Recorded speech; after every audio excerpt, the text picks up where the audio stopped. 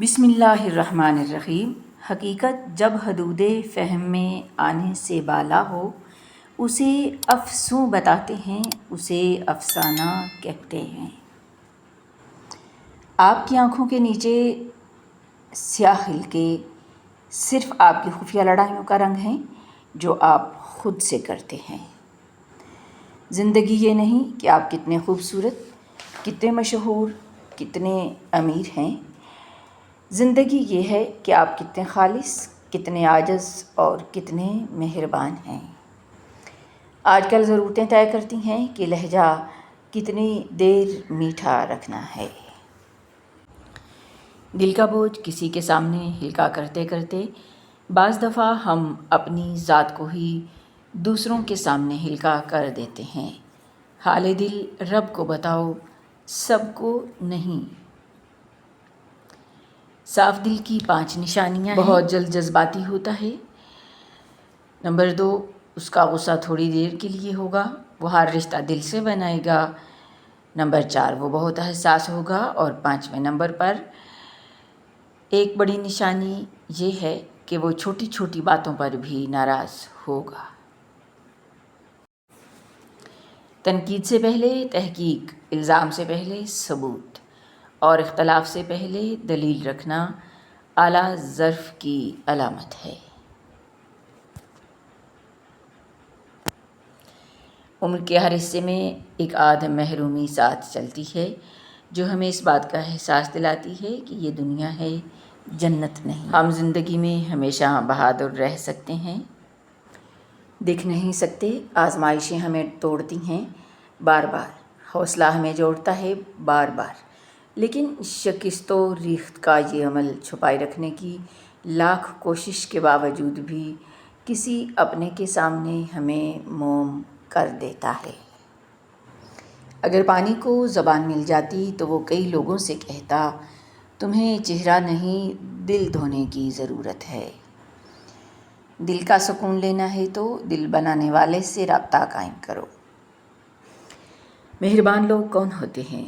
جو انسانوں کو موقع دیتے ہیں، جو ایک غلطی پر پکڑ نہیں لیتے، جو ذرا سی بات پر سارے تعلق ختم نہیں کر لیتے، جو انسان کو انسان سمجھتے ہیں۔ انسان خطا کا پتلا ہے، ہمیں بھی دوسرے انسانوں کو ان کے انسان ہونے کا مارجن دینا ہے۔ ہم اللہ کے بندے ہیں تو ہمیں یاد رکھنا ہے کہ اللہ ہمارے ساتھ بہت مہربان ہے، وہ ہمیں بار بار موقع دیتا ہے، اس لیے ہمیں بھی دوسروں کو موقع دینا چاہیے۔ آپ کی دعاؤں کا جواب آئے گا، اور جب آئے گا تو جواب آپ کے ہوش اڑا دے گا۔ جیسے ہم کوئی بہت باکمال چیز دیکھتے ہیں تو حیرانگی کے مارے ہمارا منہ کھلے کا کھلا رہ جاتا ہے، ہم ہکے بکے رہ جاتے ہیں۔ بالکل یہی حال آپ کا ہوگا جب آپ اللہ کی پرفیکٹ ٹائمنگ اور پرفیکٹ منصوبے کو دیکھیں گے۔ اللہ کی قدرتیں آپ کو لاجواب کر دیں گی انشاءاللہ العزیز۔